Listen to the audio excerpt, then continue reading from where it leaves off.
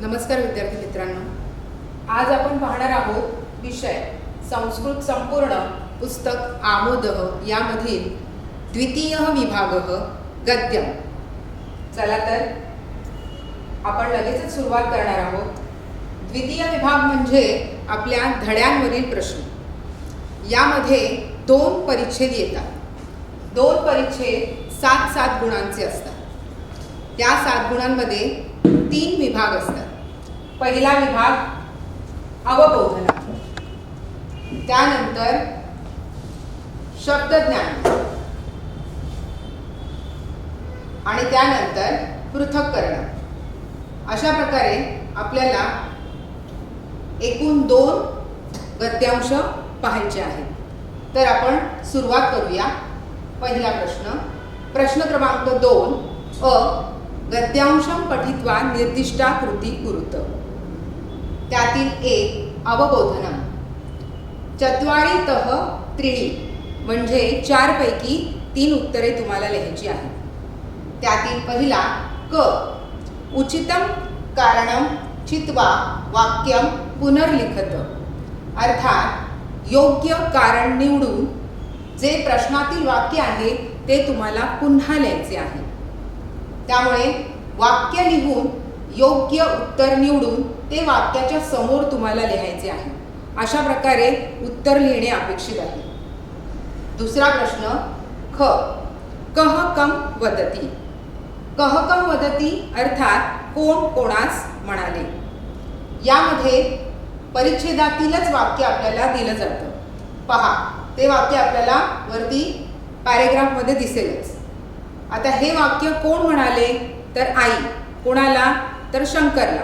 मग आपल्याला ते संस्कृतमध्ये लिहायचे आहे। मग कह कम वदती याचे उत्तरही पूर्ण वाक्यात लिहिणं अपेक्षित आहे। कह म्हणजे प्रथमा विभक्तीमध्ये तुम्हाला उत्तर लिहिणे अपेक्षित आहे आणि कम म्हणजे द्वितीया विभक्तीमध्ये उत्तर लिहिणे अपेक्षित आहे। मग उत्तर लिहिताना तुम्ही त्या प्रकारे विचार करून व्याकरणाच्या नियमानुसार ते उत्तर लिहिणं गरजेचं आहे। तर तुम्हाला पूर्ण मार्क मिळतील। पुढील प्रश्न पाहूया। पुढील प्रश्न आहे ग पूर्ण वाक्येन उत्तरम लिखत। यामध्ये आपल्याला हे उत्तर शोधण्यासाठी पुन्हा परिच्छेदामध्ये जावं लागतं। तर परिच्छेदामध्ये गेल्यानंतर परिच्छेदात पाहिले असता, त्याचं वाचन केलं असता आपल्याला प्रश्नाचे शब्द त्या परिच्छेदामध्ये शोधायचे आहे। ही अतिशय सोपी पद्धत आहे त्या उत्तराचं निवड करण्याची। मग तुम्ही पहा, इथे तो प्रश्न आपल्याकडे जो होता दैववशात शंकरः कस्मात मुक्तः, बघा इथे त्याचं उत्तर दिसत आहे। कस्मात या शब्दाच्या ठिकाणी, प्रश्नार्थक शब्दाच्या ठिकाणी केवळ तुम्हाला हा नकारात हा शब्द लिहून ते उत्तर पूर्ण करून लिहायचे आहे।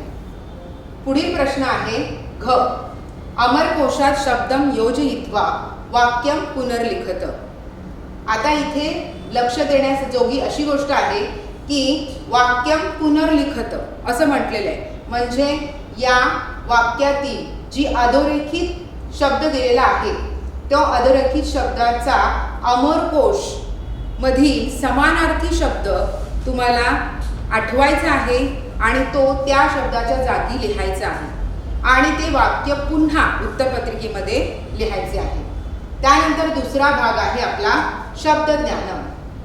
शब्दज्ञानम मध्ये त्रीणितः द्वे म्हणजे 3 पैकी 2 प्रश्न लिहिणे अपेक्षित आहे। यामध्ये पहिला प्रश्न आहे क गद्यांशात द्वे पूर्वकालवाचक धातुसाधित अव्यये चित्वा लिखत। मग इथे तुम्हाला विशेष कुठले अव्यय लिहायचे आहेत याचं नमूद करून दिलेलं आहे। तर 1 अव्यय लिहायचा आहे त्वांत आणि 1 लिहायचा आहे लबंत। आता याचा अभ्यास आपण इयत्ता 9वी मध्ये सुद्धा केलेला आहे आणि 9वी मध्ये परीक्षेमध्ये आपण अशा प्रकारचे अव्यय शोधून लिहिलेले आहे। त्यामुळे त्याची सवय आपल्याला आहे। त्यानुसारच आपण परिच्छेदामध्ये जाऊन ती दोन्ही उत्तर शोधून लिहायची आहे। मात्र लिहित असताना एक गोष्ट लक्षात घ्या विद्यार्थी मित्रांनो, तुम्ही उत्तर लिहित असताना हा प्रश्न न लिहिता केवळ त्वांत हा शब्द लिहा, त्याच्या पुढे प्रयोजक चिन्ह लावा आणि मग नंतर त्याच्या पुढे तो जो शब्द आपल्याला मिळालेला आहे अव्ययाचा तो लिहा। तसंच लबंत लिहा, त्यापुढे तो मिळालेला शब्द लिहा। अशा प्रकारे हे उत्तर लिहिण्याची उत्तम पद्धत आहे. त्यानंतर पुढचा प्रश्न आहे ख, प्रश्न निर्माण कुरुत. जसं आपण मराठीत प्रश्न तयार करतो तसाच प्रश्न आपल्याला संस्कृतमध्ये देखील तयार करायचा आहे. बघा वाक्य काय दिलेलं आहे, शब्दरह स्नानार्थम पूर्णा नदीम गतः. यामध्ये जो शब्द अधोरेखित केलेला आहे त्या अधोरेखित शब्दावरच तुम्हाला फक्त प्रश्न तयार करायचा आहे. मग पूर्णा नदी हे ठिकाणाचं नाव आहे. मग आपण मराठीमध्ये काय करतो तर ठिकाणाचा प्रश्न कशा प्रकारे विचारतो तर कोठे. मग या अर्थाचाच संस्कृत शब्द किंवा प्रश्न त्या जागी तुम्हाला लिहून तो प्रश्न तयार करायचा आहे. मग परंतु तुम्ही या वाक्यरचना लिहित असताना हे लक्षात घेणार आहात की येथे आपल्याला पूर्णविराम न देता प्रश्नचिन्ह देणे अपेक्षित आहे. जर तुम्ही उत्तर लिहिलं आणि प्रश्नचिन्ह दिला नाही तर तुम्हाला त्याचे गुण मिळणार नाही. पुढील प्रश्न आहे लकार लिखत. यामध्ये वाक्यामधील क्रियापदाचा आपल्याला विचार करावा लागेल आणि त्याचेच आपल्याला जो शब्द दिलेला आहे तो अधोरेखित करून दिलेला आहे. तो अधोरेखित केलेला जो शब्द आहे स्वीकुरु याचा लकार म्हणजेच काळ कुठला आहे हे आपल्याला सांगायचं आहे. मग आपण इयत्ता 8वी 9वी 10वी या 3ही वर्षात काळाचा अभ्यास केलेला आहे. मग कुठकुठले काळ आहेत तर लटलकार, लंगलकार, लोटलकार, विधिलिंग लकार, लुटलकार. मग यांपैकी हा काळ कुठला आहे हे शोधण्यासाठी आपल्याला त्या लकारांचे प्रत्यय माहिती असणं गरजेचं आहे. जर ते प्रत्यय तुम्हाला अवगत असतील तर तुम्ही नक्कीच याचे उत्तर अचूक लिहू शकता. आता लिहिण्याची पद्धत काय तर स्वीकुरु हा शब्द फक्त लिहा आणि त्याच्या पुढे तुम्ही जो लकार आहे, आता याचं उत्तर आहे लोट लकार, तर तुम्ही ते लोट लकार हा शब्द लिहून उत्तर पूर्ण करणं अपेक्षित आहे. तर विद्यार्थी मित्रांनो पुढील भाग आहे प्रश्न क्रमांक 3 पृथक्करण. यामध्ये 2 प्रकारचे प्रश्न असतात. त्यातील दुसरा प्रश्न आपण पुढील परिच्छेदात पाहणार आहोत. आणि इथे जो प्रश्न आलेला आहे तो आहे क्रमेण योजय. आता इथे कसा असतो प्रश्न तर आपल्या प्रश्नपत्रिकेमध्ये आलेला जो परिच्छेद आहे किंवा त्या परिच्छेदाशी निगडीत असलेला जो पाठ आहे त्या पाठातील घटना उलटसुलट दिलेल्या असतात. मग आपल्याला काय करायचे आहे तर त्या सर्व घटना क्रमानुसार आपल्याला उत्तरपत्रिकेमध्ये लिहायच्या आहेत. जसे की आता इथे आपल्याला हा प्रश्न दिसत आहे, संन्यासार्थम अनुमती याचना, नकरेण पादग्रहण, मात्रा अनुमती प्रदान, शंकरस्य आक्रोशः. मग यामधील पहिलं वाक्य कुठलं आहे तर नकरेण पादग्रहण, परंतु ते प्रश्नपत्रिकेमध्ये दुसऱ्या क्रमांकावर आहे. मग तुम्ही काय करणार आहात तर हे जे वाक्य आहे उत्तरपत्रिकेमध्ये आपण 1 क्रमांक टाकून त्यासमोर ते वाक्य लिहिणार आहोत. मग दुसरे वाक्य दुसऱ्या क्रमांकावर लिहायचे आहे, तिसरे वाक्य तिसऱ्या क्रमांकावर लिहायचे आहे आणि चौथे वाक्य चौथ्या क्रमांकावर लिहायचे आहे. असे क्रमानुसार घटनानुक्रम हा प्रश्न सोडवायचा आहे. यानंतर आपण पाहूया पुढील परिच्छेद. प्रश्न दुसरा आ, गद्यांशम पठित्वा निर्दिष्टा कृती कुरुत. हा देखील प्रश्न 7 मार्कांवर आधारित आहे. यामध्ये तुम्हाला दिसत आहे की संवादात्मक परिच्छेद आलेला आहे. अगोदरचा परिच्छेद आपला कथात्मक होता. तर संवादात्मक परिच्छेदावर वेगळे प्रश्न येतात का तर फारसे वेगळे नाही, पण जो काही बदल आहे तो आपण इथे पाहूया. बघा इथे देखील 3 भागात प्रश्न आहेत, अवबोधन, शब्दज्ञानम आणि पृथक्करण. त्यातील पहिला प्रश्न आपण पाहूया अवबोधन. चत्वारितः त्रीणि म्हणजेच पुन्हा 4 पैकी 3 प्रश्न सोडवायचे आहेत. त्यातील क, उचितम पर्यायम चित्वा वाक्यम पुनर्लिखत. अगदी सोपा प्रश्न, अगदी आपल्याला मार्क मिळवून देणारा, कारण तिथे दिलेला आहे की आपल्याला हे वाक्य पुन्हा लिहायचं आहे आणि पर्याय निवडून लिहायचं आहे. म्हणजे आपल्याला उत्तरही दिलेलं आहे आणि वाक्यही आपल्या समोर आहे. फक्त आपल्याला काय करायचं आहे तर दिलेला जो प्रश्न आहे तो परिच्छेदामध्ये शोधायचा आहे. त्या परिच्छेदामध्ये असलेल्या वाक्यामध्येच आपल्याला उत्तर मिळणार आहे. मग आपल्या पर्यायांपैकी कुठलं उत्तर तिथे दिसतंय आपल्याला ते निवडून आपल्याला त्या वाक्यामध्ये उत्तराच्या ठिकाणी लिहायचं आहे. तर एक प्रश्न आपण पाहूया. बघा द्रव्यस्य मूल कारणम. बघा इथे तुम्हाला तो प्रश्न जो आहे द्रव्यस्य मूल कारणम हा इकडे तुम्हाला दिसेल. हा बघा परमाणु द्रव्यस्य मूल कारणम अशा प्रकारे इथे परमाणु हे उत्तर आहे हे आपलं सिद्ध झालं. मग अशा प्रकारे आपण आपलं उत्तर बरोबर आहे की नाही हे सुद्धा इथे या क्लुप्तीने पाहू शकतो. तसाच दुसरा प्रश्न आहे, तोही तुम्हाला परिच्छेदामध्येच सापडणार आहे. फक्त लिहिताना आपल्याला काय करायचंय, उत्तर जे लिहिणार आहोत आपण वाक्यामध्ये त्या उत्तराच्या शब्दाला अधोरेखित करणं गरजेचं आहे. ते म्हणजे आपल्या उत्तराचं सादरीकरण ठरेल. पुढील प्रश्न आहे ख, पूर्ण वाक्येनं उत्तरम लिखत.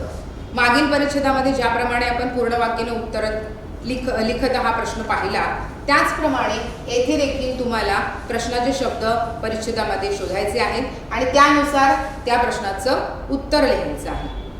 त्यानंतर पुढील प्रश्न आहे ग, वाक्यम पुनर्लिखित्वा सत्यम असत्यम इति लिखत. इथे पुन्हा लक्ष देण्याची गोष्ट आहे की वाक्यम पुनर्लिखित्वा असं म्हटलेलं आहे, म्हणजे प्रश्नाचं जे वाक्य आहे ते तुम्हाला लिहिणं अपेक्षित आहे.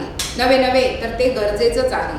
जर तुम्ही प्रश्नाचं वाक्य लिहिलं नाहीत तर तुम्हाला अर्धा गुण मिळणार नाही. त्यामुळे काळजीपूर्वक या सूचनेकडे तुम्ही लक्ष देणं गरजेचं आहे की आपल्या हातात अर्धा मार्क सहज आहे आणि मग नंतर हे वाक्य आपल्या परिच्छेदामध्ये शोधून ते वाक्य योग्य आहे की अयोग्य आहे हे तपासून त्यानंतर वाक्याच्या पुढे तुम्हाला सत्यम आणि असत्यम अशा प्रकारे त्या उत्तराची नोंद करायची आहे. पुढील प्रश्न आहे घ, एषः गद्यांशः कस्मात् पाठात उद्धृतः. हा प्रश्न अतिशय सोपा आणि जर आपण धडा सुरू झाला आणि तेव्हापासून जर त्या पाठाचं नाव लक्षात ठेवलं तर आपल्याला सहजगत्या लिहिता येण्यासारखा आहे. फक्त आपल्याला काय करायचंय तर हा जो गद्यांश आहे तो कुठल्या पाठात आहे त्या पाठाचं नाव तुम्हाला इथे विचारलेलं आहे. मग ते नाव तुम्ही कुठे लिहिणार आणि उत्तर कशा प्रकारे मांडणार, तर तुम्ही लिहिणार आहात एषः गद्यांशः कस्मात. हा जो प्रश्नार्थक शब्द आहे त्या ठिकाणी तुम्हाला त्या परिच्छेदाच्या पाठाचं नाव लिहायचं आहे एकेरी अवतरण चिन्हामध्ये आणि मग त्याच्या पुढे लिहायचंय पाठात उद्धृतः पूर्णविराम. अशा प्रकारे त्या प्रश्नाचं उत्तर तुम्ही लिहिणं अपेक्षित आहे. हे झाले आपले दोन परिच्छेद जे 7 आणि 7 असे 14 मार्कांना आपल्याला येणार आहेत. त्यांपैकी पुढचा जो प्रश्न आहे शब्दज्ञानम, जसं आपण पहिल्या परिच्छेदात पाहिला तसाच इथे सुद्धा आपल्याला शब्दज्ञानम हा प्रश्न आलेला आहे दुसऱ्या परिच्छेदातला. त्यात विचारलं, तिथे आपल्याला वेगळा प्रश्न विचारला होता. तिथे आपल्याला विचारला होता त्वांत आणि लवंत अव्यय. इथे आपल्याला वेगळा प्रश्न विचारलेला आहे. गद्यांशात तृतीया विभक्ती पदे चित्वा लिखत. मग आपल्याला काय करायचं आहे तर आपण 8वी 9वी 10वी तीनही वर्षात तालिका लेखन लालिका वाचन याचा अभ्यास केलेला आहे. मग त्याच्यामध्ये आपण विभक्त्या पाहिलेल्या आहेत. मग त्या विभक्त्यांशी निगडीत असलेले शब्द आपल्याला आपल्या परिच्छेदामध्ये आलेले शब्द शोधून द्यायचे आहेत. मग इथे आपल्याला तृतीय विभक्तीचा शब्द विचारलाय म्हणजे आपण फक्त तृतीय विभक्तीचाच शब्द इथे लिहिणं अपेक्षित आहे. किती शब्द लिहायचे तर हा प्रश्न एक गुणासाठी असतो, तर आपल्याला इथे 2 शब्द लिहिणं अपेक्षित आहे. जर 2 पेक्षा अधिक परिच्छेदामध्ये शब्द असतील तर लिहा, जरूर लिहा. त्यानंतर पुढचा प्रश्न आहे ख, गद्यांशात विशेषणम चित्वा लिखत. आता इथे जे प्रश्नामध्ये शब्द तुम्हाला विचारले आहेत ते आहेत विशेष्य. मग त्या विशेष्याचं विशेषण तुम्हाला शोधून लिहायचं आहे. मग ते शोधणार कुठे तर आपल्या परिच्छेदातच. परिच्छेदामध्ये हे शब्द आलेले आहेत. परिच्छेदामधील शब्द हे शोधायचे आणि त्याच्या अगोदरच बहुतांश वेळा विशेषण दिलेलं असतं. बघा, अणु हा शब्द आपल्याकडे होता प्रश्नामध्ये, त्याच्या आधीच त्याचं विशेषण दिलेलं आहे. म्हणजे हा प्रश्न सुद्धा जर काळजीपूर्वक तुम्ही वाचन केलं परिच्छेदाचं तर शोधणं कठीण नाही. दुसरा शब्द तत्वम होता, बघा इथे दिसतोय, त्याचं उत्तर लगेचच त्याच्या आधी त्याचं विशेषण आलेलं आहे. म्हणजे आपल्याला फक्त शोधायचं आहे, समजून घ्यायचं आहे आणि लिहायचं आहे, जेणेकरून आपल्याला तिथे गुण प्राप्त होतील. पुढील प्रश्न आहे संधी विग्रह कुरुत. यामध्ये मूळतः हा जो प्रश्न दिलेला आहे तो एका प्रकारचा आहे. असे 3 प्रकारचे आणखीन वेगळे प्रश्न येतात, ते पण आपण आता थोडंसं पाहूया. हा पहिल्या प्रकारचा प्रश्न आहे इतोपि, म्हणजे संधियुक्त शब्द आहे आणि त्याचा विग्रह आपल्याला करायचा आहे.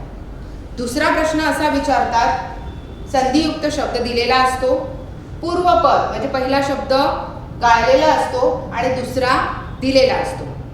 तिसरा प्रकार असा आहे की संधियुक्त शब्द दिलेला असतो, पूर्वपद दिलेलं असतं आणि उत्तरपद म्हणजे दुसरा शब्द गाळलेला असतो.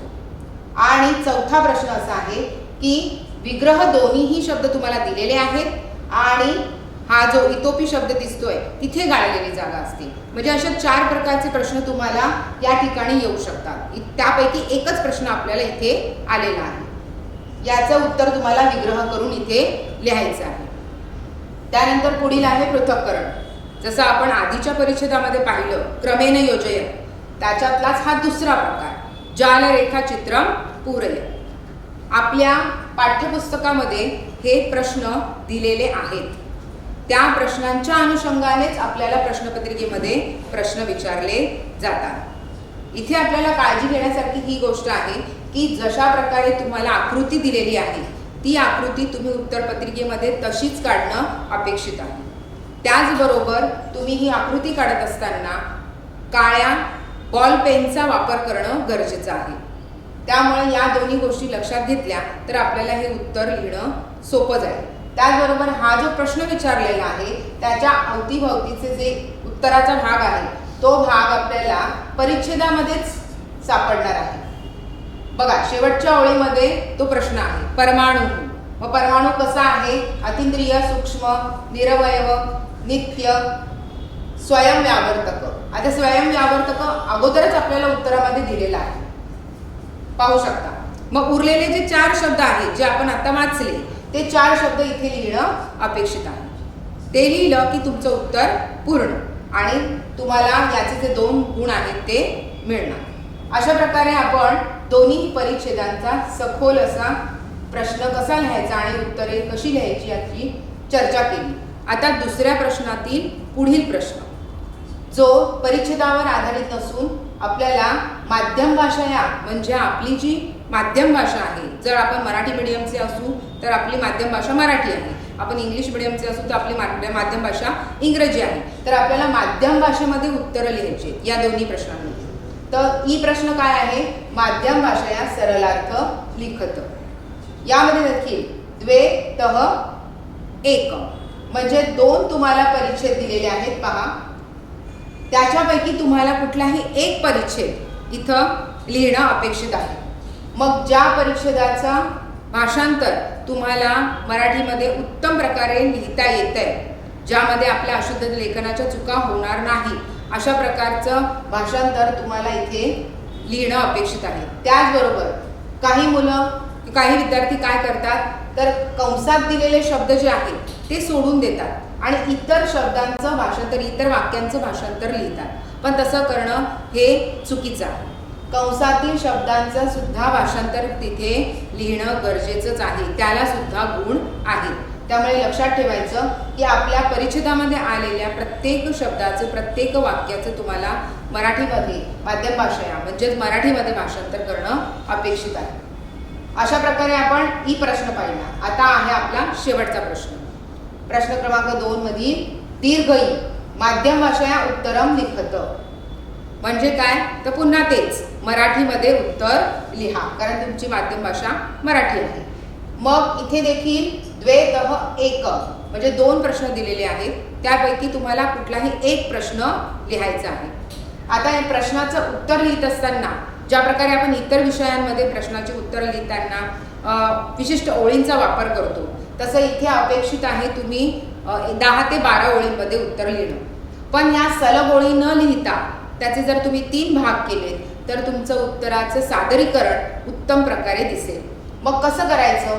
तर आपल्याला जो प्रश्न लिहायचा आहे तो निवडायचा आणि त्या प्रश्नाच्या प्रस्तावना सुरुवातीला आपल्याला लिहायची आहे. पहिला परिच्छेद आपला असणार आहे प्रस्तावनेचा, त्यानंतर दुसरा परिच्छेद असणार आहे त्या उत्तराचा गाभा आणि तिसरा परिच्छेद म्हणजे हे माझं स्वतःचं वैयक्तिक मत आहे की तिसरा परिच्छेद तुम्ही तिथे लिहा. जसं आपण मराठीमध्ये स्वमत लिहितो तसं आपण इथे देखील आपल्या प्रश्नातील स्वमत एका ओळीमध्ये लिहिणं गरजेचं आहे, जेणेकरून तुमच्या उत्तराचा दर्जा उंचावेल आणि तुमचं सादरीकरण जे आहे ते उत्कृष्ट होईल. अशा प्रकारे आपण संपूर्ण प्रश्नपत्रिकेतील गद्य विभागाचं जे आहे स्पष्टीकरण, त्याच्या प्रश्नांचं आणि उत्तरांचं हे पाहिलेलं आहे. विद्यार्थ्यांनी याचा जर उत्तम प्रकारे वापर केला आणि अशा प्रकारे अभ्यास केला तर त्यांना नक्कीच गुण वाढवण्यास मदत होईल. धन्यवाद.